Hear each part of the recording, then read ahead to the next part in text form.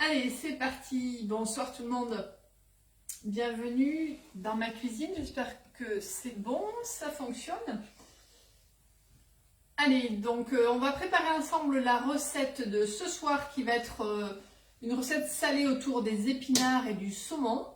Donc je vous attends. Je vous ai donné les ingrédients hier soir et puis vous avez eu tout à l'heure. Donc si vous souhaitez faire la recette en même temps que moi, voilà, vous préparez vos ingrédients et puis on va démarrer. Allez, je vois que Nathalie est fidèle au poste, c'est très bien. Bonsoir Nathalie. Donc il n'y a pas beaucoup d'ingrédients, il y avait quelques ingrédients basiques, on va dire, que vous pouvez retrouver dans vos placards. Du coup, coucou Audrey, que ce soit des épinards, que ce soit du saumon, de la farine, du lait, des œufs, et un petit peu de fromage, voilà, si vous le souhaitez. Donc ce sont des ingrédients basiques, voilà, j'aime bien faire des recettes quand même qui changent et qui vous permettent, voilà, que vous allez pouvoir refaire, donc je pense que tout le monde peut avoir ça dans ses placards. Allez, alors juste une petite précision pour les épinards, on m'a demandé, oui, il fallait les faire pré-cuire, donc vous les faites pré-cuire avant. Que ce soit pour les épinards frais, c'est possible, puisqu'on peut faire les épinards frais, il suffit de les faire cuire à la vapeur ou cuire à la poêle sautée. Ou que ce soit pour les épinards surgelés, il suffit de les dégeler en les passant à la poêle également pour enlever tout l'excédent d'eau et les dessécher. Voilà. Donc voilà. Allez, coucou Caroline. Donc cette recette, je vais la faire dans un moule que j'ai pas trop utilisé il y a très longtemps. Ça sera le moule Savarin carré, voilà. Donc je regarde un petit peu ce que j'avais pas utilisé depuis longtemps, et c'est vrai que les Savarins carrés je l'ai pas utilisé souvent. En plus je trouve que c'est sympa parce qu'on va pouvoir, je vais pouvoir du coup m'amuser à décorer l'intérieur des Savarins. Donc voilà, moi j'ai opté pour celle-là. Maintenant vous allez pouvoir prendre ce que vous voulez, vous pouvez faire le flanc en grand si vous voulez un grand format, voilà, à vous de voir. Allez, ça se connecte doucement, très bien. Donc on va démarrer, elle n'est pas très longue la recette, vous allez voir que c'est vraiment pas long, donc on va faire ça tranquillement, le temps que tout le monde arrive.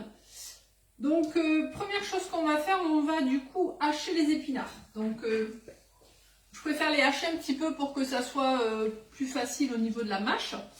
Et vous allez voilà, pouvoir les prendre aussi hachés, je n'ai pas précisé, s'ils sont déjà hachés, vous les prenez tels quels. Donc je vais prendre un petit tornado pour les hacher, ça sera plus facile. Allez, c'est parti.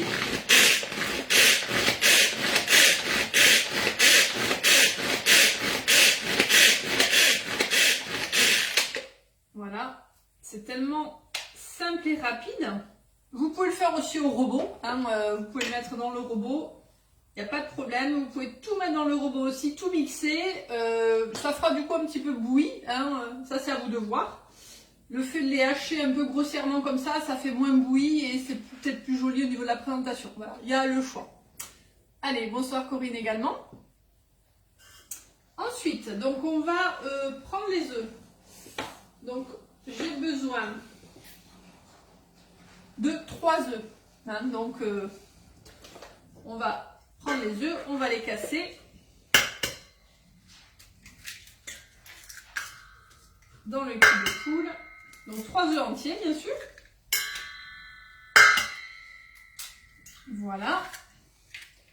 Je vais ajouter à ces œufs le fromage puisque je vais un petit peu les détendre. Alors moi je vais prendre de la feta. J'avais un petit reste de feta du coup sous vide, ce qui se garde très bien. Vous allez pouvoir prendre ce que vous voulez en fromage. Vous pouvez prendre du brousse, vous pouvez prendre de la ricotta, vous pouvez prendre du parmesan, vous pouvez prendre voilà, de l'emmental aussi. Mais tout ce qui est fromage frais, ça va très bien. Donc là, je l'émiette un petit peu ma feta. Voilà, donc je vais aller, vous voyez, j'ai essayé vraiment de trouver une recette avec ce que j'avais dans le frigo, ce que j'avais dans le congélateur pour utiliser un max de choses. Et ça, c'est important, de cuisiner avec les restes, avec ce qu'on a déjà dedans, chez nous. Alors là, je mets la feta. Je vais ajouter quand même, parce que j'avais pas tout à fait les 50 grammes du parmesan. Donc je vais ajouter une cuillère à soupe de parmesan, voilà. Hop, voilà. Ensuite, je vais remuer tout ça. Je vais mélanger tout ça. De manière de détendre un petit peu mon fromage. Donc, voilà, si vous avez du... faut aussi faire aussi, c'est peut-être une bonne idée avec du fromage frais aillé. Vous voyez le petit fromage frais dont je parle. Voilà. On va amener un petit peu de peps avec la muscade. Donc là, je mets de la muscade. Moi, j'aime bien. Un peu de poivre aussi. On y va. Alors, je ne vais pas saler parce que il va y avoir la feta qui est salée. Il va y avoir le parmesan qui est salé et le saumon. Donc, ne salez pas. Alors, à mon avis, ça suffit. Hein. Voilà, je vois que vous vous connectez, c'est très bien. Hop. Donc là, j'ai ma petite préparation œuf, fromage. Je vais détendre avec le lait. Alors, on peut mettre bien sûr du lait végétal à la place, hein, si vous n'êtes pas du tout lait de vache, voilà. Mais on peut mettre du lait de riz, hein, c'est aussi possible.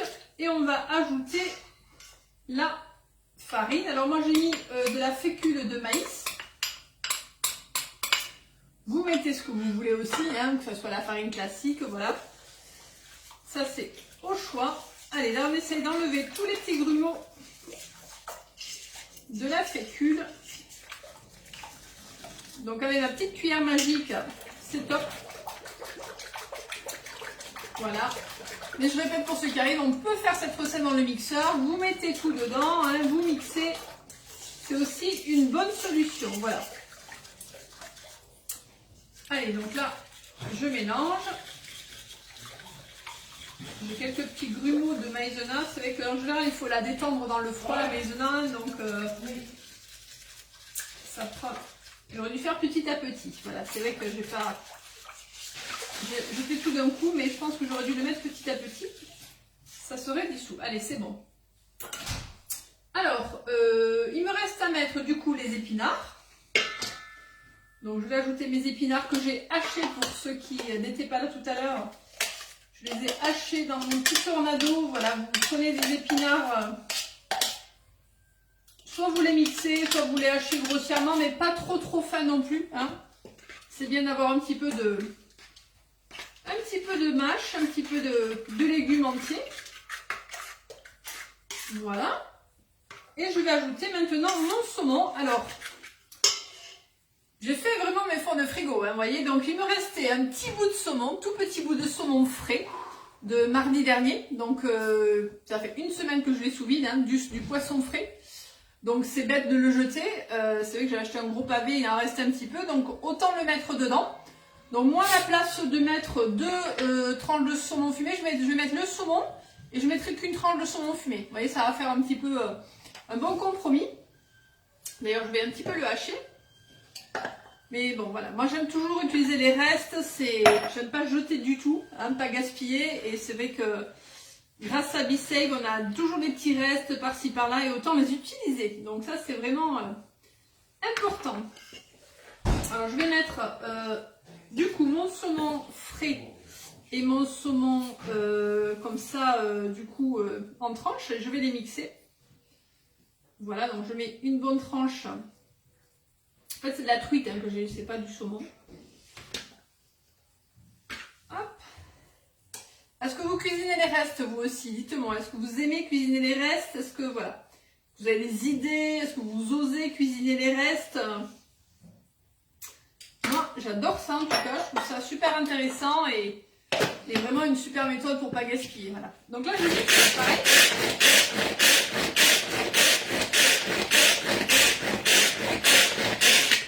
On y va.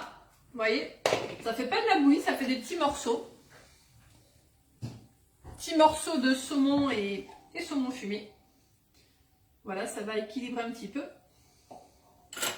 Et là, je l'ajoute à ma préparation. Et on a fini. Il n'y a plus qu'à mélanger tout ça. Ça va partir au four en cuisson. Voilà. Et alors, épinards saumon, ça marche toujours, hein, c'est vraiment, on le sait, une recette, voilà, qui va fonctionner. Je ne sais pas si vous connaissez d'ailleurs notre fameux roulé épinards saumon, hein, un boursin qui est super. Voilà, mais ce mélange épinards saumon, ça fonctionne. Alors, B-Save aide bien, oui, toujours pas de gâchis, voilà, je vois que vous êtes réactive, que vous avez aussi répondu, hein. Non. À l'heure actuelle, c'est important, hein, de faire attention, voilà, on est amené à cuisiner tous les jours, donc forcément on a des restes, hein, et forcément on est obligé de les utiliser. Et c'est vrai que pour ça, B-Save nous aide bien, donc on n'est pas obligé de manger de suite les restes. Hein, vous le savez, grâce à B-Save, on les conserve plus longtemps. Donc, moi, mon saumon, une semaine, hein, donc il n'y a pas de souci. Et je sais qu'il est... Voilà, j'ai ouvert, il avait une bonne odeur de poisson, donc il n'y a aucun souci, je peux compter sur lui. Et c'est ça qui est génial. Voilà, ma petite préparation est faite, vous voyez. J'ai plus qu'à, donc ceux qui arrivent, qui n'ont pas suivi le début, je fais ma recette dans les savarins carrés. Hein, donc ça, c'est... le moule que j'ai choisi ce soir, je l'ai positionné sur ma plaque alu perforée pour un bon maintien, une bonne cuisson. Je vais remplir mes moules. Et l'avantage de ce moule, c'est qu'on va pouvoir du coup, hein, mettre une petite garniture au creux. Donc on verra, voilà, mon inspiration de ce soir, ce que je vais faire pour garnir et décorer l'intérieur. Allez, je remplis. Donc là, j'ai ma petite louche qui est super pratique. Je vous l'ai montré quelques fois, mais c'est vrai qu'elle est top pour remplir proprement, vous voyez, de manière efficace. Allez, je tourne. Donc, on va dire que c'est, hop là, au niveau des portions, hein, on va dire qu'il y a 2 flancs par personne ce soir. Voilà, avec une salade ou un velouté, ça fait quand même une bonne proportion. Je ne vais pas remplir les 12. Parce qu'il y en a 12, hein, donc c'est pas négligeable, on a toujours des belles quantités. Par contre, on peut remplir à fond, hein, donc il n'y a pas de souci, ça ne va pas déborder. Il n'y a pas de levure dedans, donc ce sont des flancs, ça va gonfler et après ça va, hein, retomber. Alors, je ne connais pas le roulé. Comment ça, Corinne? Vous ne connaissez pas le roulé saumon épinard boursin? Ah, ça c'est vraiment... une super recette, vraiment. Alors comme je vous ai dit ce matin, hein, moi ça fait 10 ans que je suis conseillère, je fête mon anniversaire aujourd'hui. Donc je trouve ça que ça passe trop vite déjà. Et ça fait 10 ans que je fais cette recette, Corinne, donc elle est vraiment top. Et c'est une recette phare chez Guy Demarle, le roulé saumon épinard boursin. Donc il faudra que je vous la fasse découvrir. Voilà, ben écoutez, une prochaine fois, c'est acté. Alors on tapote un petit peu. Pour égaliser. Voilà. Et je vais partir en cuisson. Donc on va mettre ça à 180 degrés. On va mettre ça à 180 degrés pendant à peu près, on va dire 20 minutes. On peut couvrir d'une toile cile-pâte, hein, si on veut, voilà, que ça soit bien plat le fond. Mais bon là, en général, ça va pas gonfler, mais c'est une possibilité. Ça va permettre aussi de cuire un petit peu à l'étouffée et les flancs resteront moelleux. Voilà, ça c'est vraiment une option. Il n'y a pas de souci, mais ça fonctionne bien les deux. 20 minutes environ, je vais laisser un petit peu tiédir, je vais retourner. Et après je vais décorer en fonction de mon inspiration de ce soir. Donc vous verrez la finalité de la recette. Voilà, je vous dis pas parce que moi je suis pas sur l'instinct. Hein, on va dire que je vais faire. Voilà, et puis bonne soirée à vous tous. En tout cas, merci pour tous vos messages qui m'ont touché ce soir par rapport à mon anniversaire de Marle. En tout cas, vous savez que moi, c'est un grand plaisir de partager ma passion pour la cuisine. Et voilà, c'est que du bonheur au quotidien. Et vraiment, il y a 10 ans, j'aurais jamais cru avoir fait ce parcours-là. Donc, moi, je vous souhaite que de belles aventures aussi. Et en tout cas, à très vite. À bientôt.